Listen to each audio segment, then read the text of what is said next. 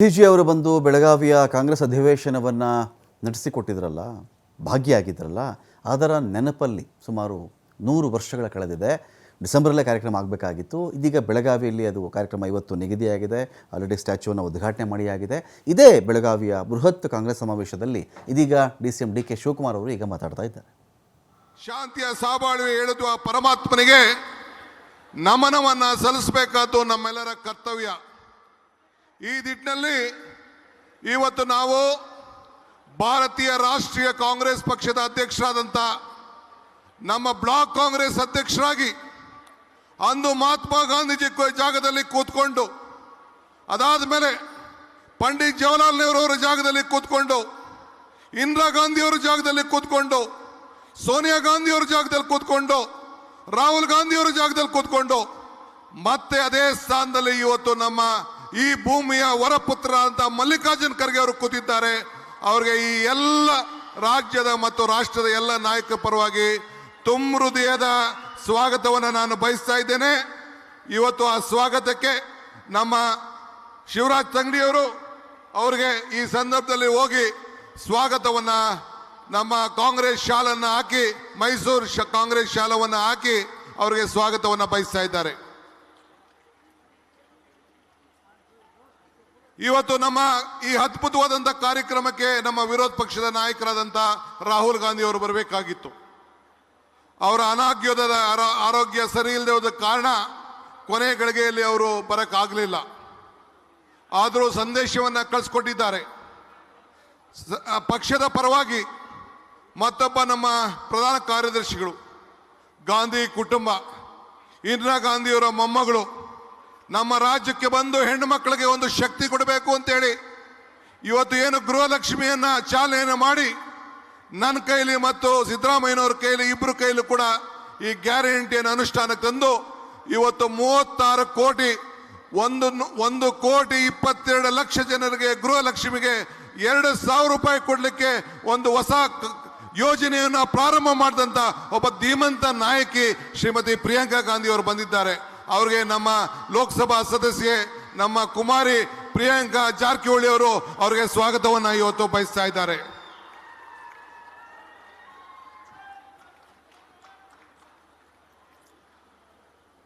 ನಮ್ಮ ಪಕ್ಷದ ಪ್ರಧಾನ ಕಾರ್ಯದರ್ಶಿಗಳು ನಮ್ಮಲ್ಲೇ ಉಸ್ತುವಾರಿಯನ್ನು ಹೊತ್ಕೊಂಡು ಈ ಪಕ್ಷದ ಸಂಘಟನೆಗೆ ಇಡೀ ದೇಶದ ಉದ್ದಗಲಕ್ಕೂ ಕೂಡ ಇವತ್ತು ಕೆಲಸವನ್ನು ಮಾಡ್ಕೊಂಡು ಬರ್ತಾ ಇದ್ದಾರೆ.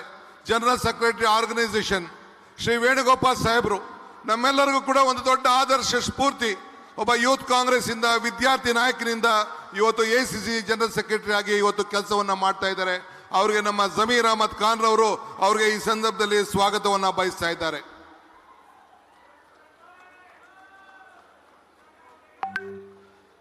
ನಮ್ಮ ಉಸ್ತುವಾರಿಗಳಾದಂಥ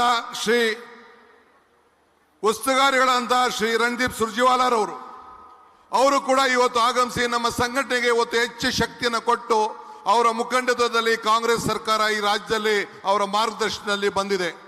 ಅವ್ರಿಗೂ ಕೂಡ ಈ ಸಂದರ್ಭದಲ್ಲಿ ನಮ್ಮ ಬಾಲಕೃಷ್ಣರವರು, ರೇವಣ್ಣವರು ಅವ್ರಿಗೆ ಹೃದಯಪೂರ್ವಕವಾದಂಥ ಸ್ವಾಗತವನ್ನು ಅವರಿಗೆ ಬಯಸ್ತಾ ಇದ್ದಾರೆ. ನಿಮ್ಮೆಲ್ಲರ ನಾಯಕರು, ಈ ರಾಜ್ಯದ ಮುಖ್ಯಮಂತ್ರಿಗಳು ಮಾನ್ಯ ಶ್ರೀ ಸಿದ್ದರಾಮಯ್ಯನವರು ಅವರು ಕೂಡ ಈ ರಾಜ್ಯದ ಸರ್ಕಾರದ ನಾಯಕತ್ವವನ್ನು ವಹಿಸಿ ಈ ರಾಜ್ಯಕ್ಕೆ ಒಂದು ದೊಡ್ಡ ಶಕ್ತಿ, ಎಲ್ಲ ಬಡವರಿಗೆ ಒಂದು ದೊಡ್ಡ ಆದರ್ಶವಾಗಿ ಇವತ್ತು ನಿಂತು ಇಡೀ ರಾಷ್ಟ್ರಕ್ಕೆ 5 ಗ್ಯಾರಂಟಿಗಳನ್ನು ಜಾರಿ ತಂದು ಒಂದು ದೊಡ್ಡ ಸಂದೇಶವನ್ನು ಕೊಟ್ಟಿದ್ದಾರೆ. ಅವರಿಗೆ ನಮ್ಮ ಶಾಸಕರಾದಂಥ ಬಾಲಕೃಷ್ಣರವರು ಅವರು ಕೂಡ ಈ ಸಂದರ್ಭದಲ್ಲಿ ಸ್ವಾಗತವನ್ನು ಮಾಡ್ತಾ ಇದ್ದಾರೆ.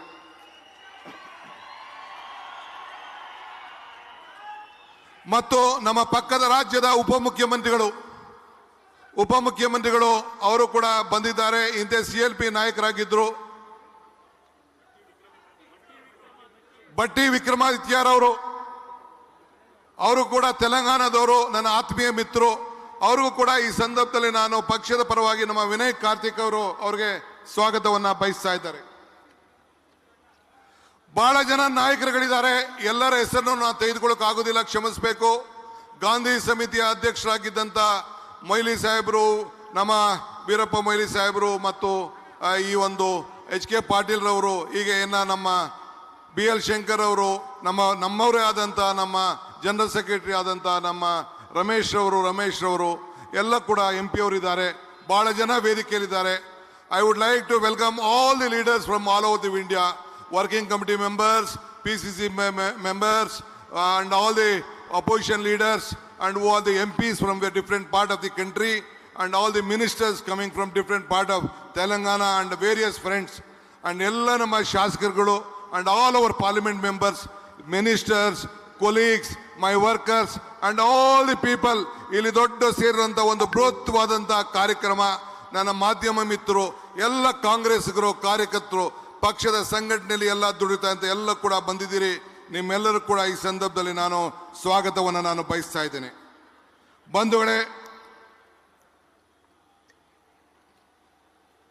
ಈಗಾಗಲೇ ಹೇಳಿದ್ದೇನೆ, ವಿಶ್ವಕ್ಕೆ ಶಾಂತಿ ಸಹಬಾಳ್ವೆ ಕೊಟ್ಟದ್ದು ನಮ್ಮ ಮಹಾತ್ಮ ಗಾಂಧೀಜಿಯವರು.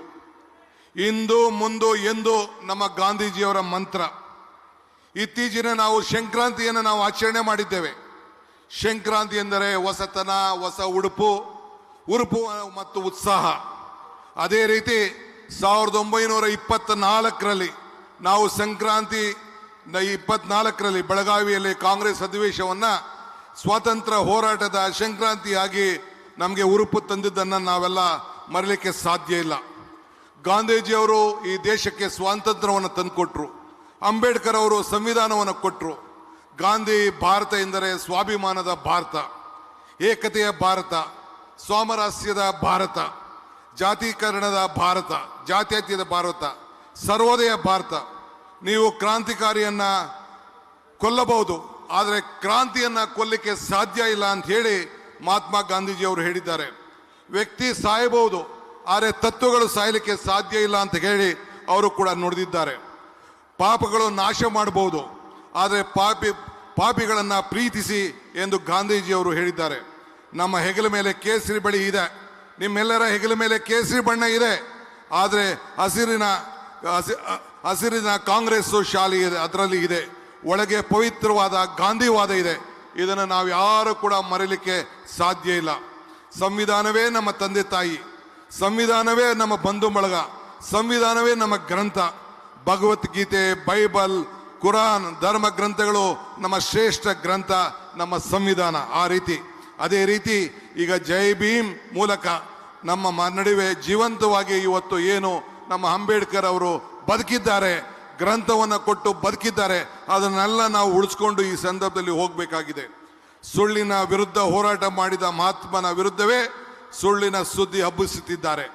ದುಷ್ಟರಿಂದ ಗಾಂಧೀಜಿ ಚಿಂತನೆ ಉಳಿಯಬೇಕಾಗಿದೆ.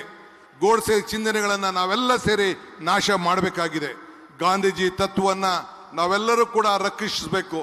ಆದ್ದರಿಂದ ಇವತ್ತು ನಾವೆಲ್ಲ ಸೇರಿ ಇವತ್ತು ಜೈ ಭೀಮ್, ಜೈ ಬಾಪು, ಜೈ ಬಾಪು, ಜೈ ಭೀಮ್, ಸಂವಿಧಾನ ಕಾರ್ಯಕ್ರಮವನ್ನು ಇವತ್ತು ನಾವು ಇಲ್ಲಿ ಇಷ್ಟು ದೊಡ್ಡ ಬೃಹತ್ ಕಾರ್ಯಕ್ರಮವನ್ನು ಆಚರಣೆ ಮಾಡ್ತಾ ಇದ್ದೇನೆ. ನಾನು ಇವತ್ತು ನಮ್ಮ AICCಯ ಅಧ್ಯಕ್ಷರಿಗೆ ಒಂದು ಮನವಿಯನ್ನು ಮಾಡಲಿಕ್ಕೆ ಬಯಸ್ತಾ ಇದ್ದೇನೆ. ಏನಪ್ಪ ಅಂದರೆ, ಈ ಸಮಾವೇಶ ಇದು ಇಲ್ಲಿಗೆ ನಿಲ್ಲಬಾರದು. ಈಗಾಗಲೇ ನಮ್ಮ ಸರ್ಕಾರದ ವತಿಯಿಂದ ವರ್ಷದ ಇಡೀ ಈ ಒಂದು 100 ವರ್ಷದ ಗಾಂಧಿ ಭಾರತ ಕಾರ್ಯಕ್ರಮವನ್ನು ಮಾಡಬೇಕು ಅಂತೇಳಿ ನಮ್ಮ ಸರ್ಕಾರ ಈಗಾಗಲೇ ಚಿಂತನೆ ಮಾಡಿದೆ.